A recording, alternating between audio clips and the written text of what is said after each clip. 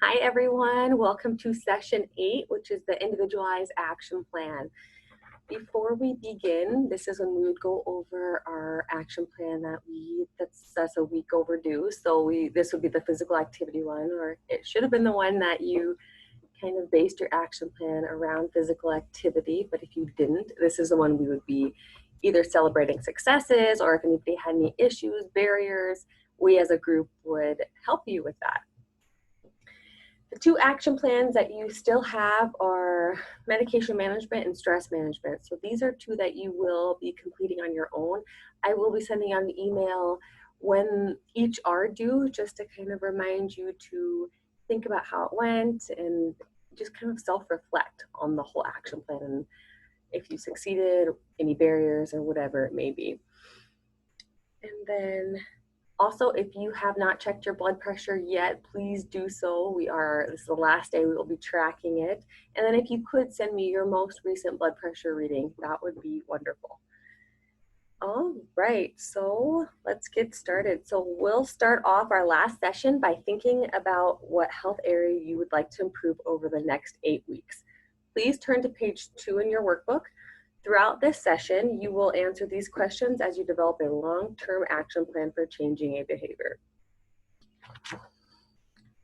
All right, so now look at page 3 in your workbook. During the last 8 weeks, we discussed how to lower blood pressure by improving nutrition through behaviors like reducing sodium, increasing physical activity, increasing physical activity when walking more, decreasing substance use in ways like quitting smoking, and managing stress in ways like using relaxation techniques.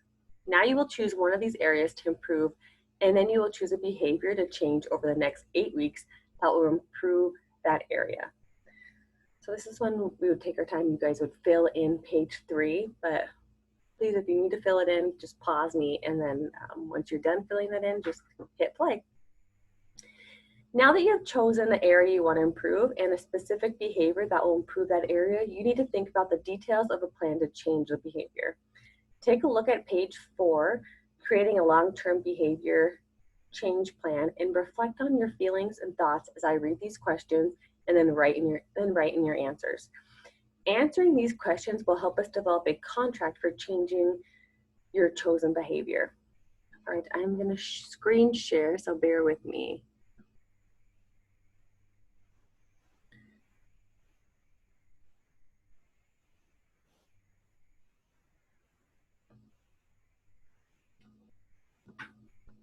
All right, so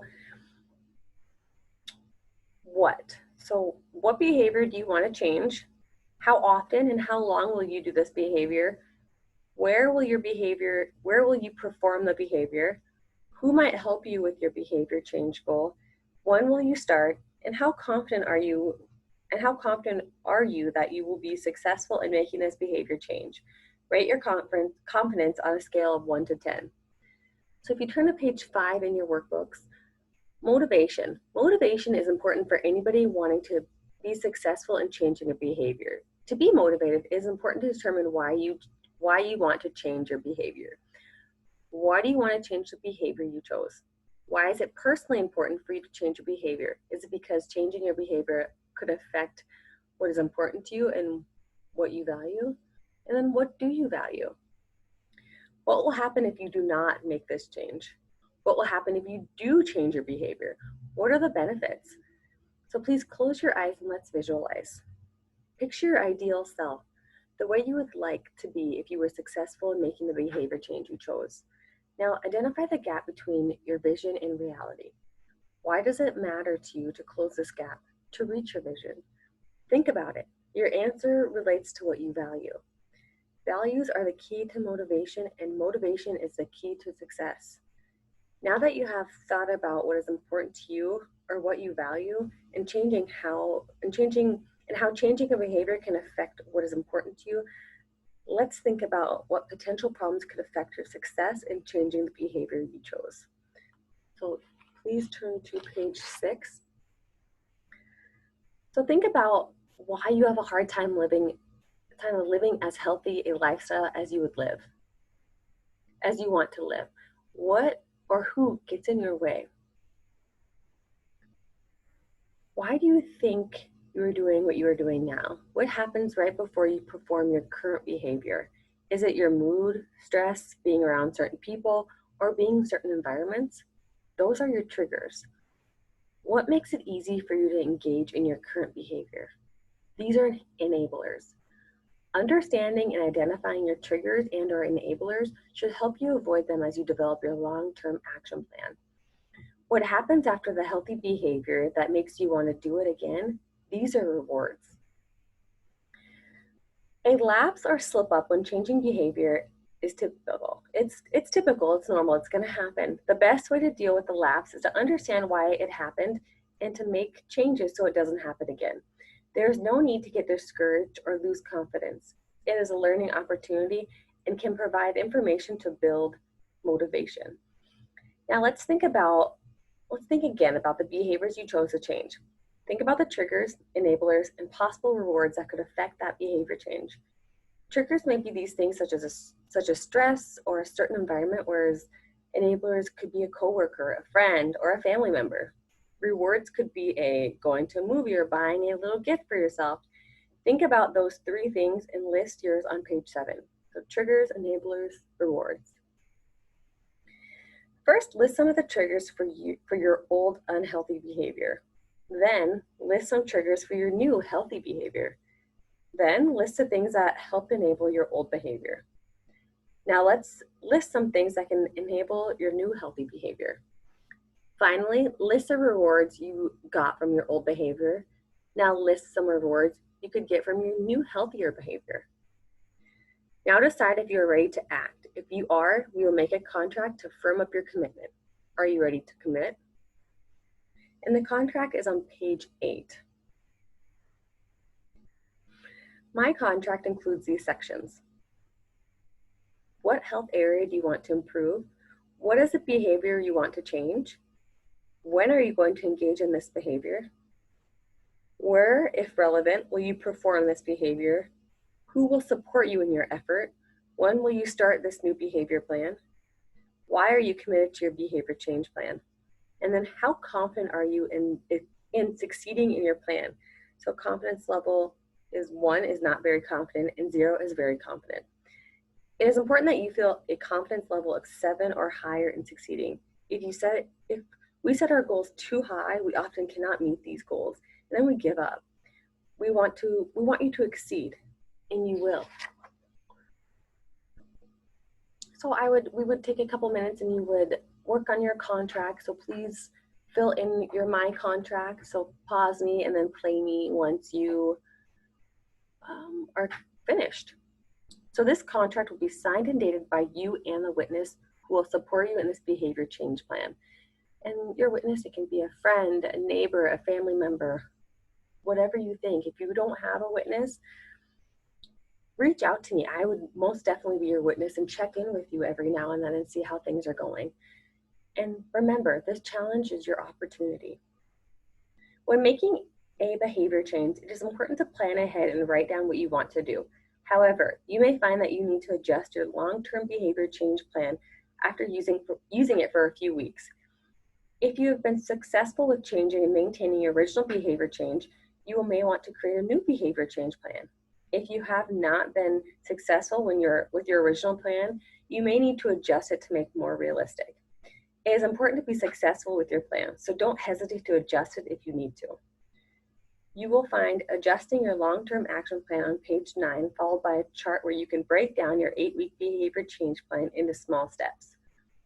The chart has a place for writing in what you plan to do, what you actually did, and then what worked and what didn't work, and then how you felt about it. Finally, you will find a list of strategies for making a behavior change. Different strategies work for different people, and we hope you find some that will work for you. We are also providing some extra copies of the Personal Health Diary, so you can continue to record your blood pressure, steps per day, sodium intake, and stress management activities. It is important for you to know that although we have provided you with several tools over the last 8 weeks, typically this is 8 weeks, but I will say 8 sessions since we kind of condensed it a little bit. You have also provided each of us with your own special knowledge and some great new ideas.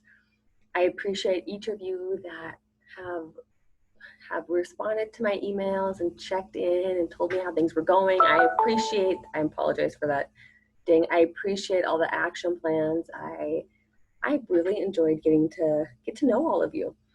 So this is your formula for successful behavior change. So go for it. Let me see. So I'm gonna stop screen sharing. Whoopsie.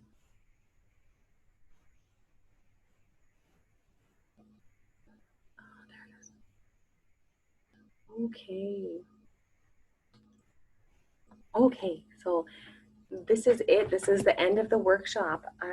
Like I said, I'm gonna reach out to you guys for your last 2 action plans that are still in the works. And then in the meantime, if you would like, I would love to see your personal health diaries. If you could just send me, even if you take a picture and then email me the picture, I am absolutely okay with that. If you want to make a copy and drop it off at the health department, I would just like to see how each of you are doing with tracking all those that we asked for you to track. And then I have 2 surveys, so 2 surveys in the back. Back of your binder, you have a participant beliefs about hypertension survey. It's your post survey. And then a participant wellness behavior survey. Once again, that's your post survey. And then lastly, I have your participant feedback form. If each of you could fill out that form, I know some of it might not apply because I think it asks for the room temperature, the room arrangement, the lighting in the room, things that just don't apply since we did it online. But if you could please review so we can hopefully use your feedback, and every time we offer this workshop we can get better, but we can't do that without your feedback. And then, like I said, if you could send me your most recent blood pressure readings. So I have your most recent blood pressure readings. I need those 2 surveys and then that evaluation form. So I need those 3 things from you. And then bonus, if you could get me a copy of your personal health diary, that would be fantastic. If it's too personal to share, then that is 100% your choice. And then also my contract. So if you don't have a witness, I would be more than happy to be your witness. Just please reach out to me. But in the meantime, we are done. Congratulations on completing this workshop. I will have certificates that I will mail out to each of you. But if you have any questions, concerns, need anything, I guess if your blood pressure monitor, if something you just have questions on, if it's not working right, if you need more pill organizers, just please feel free to reach out to me. And yeah, all right. I hope you guys enjoyed this workshop, and I will hopefully see you soon. Thank you.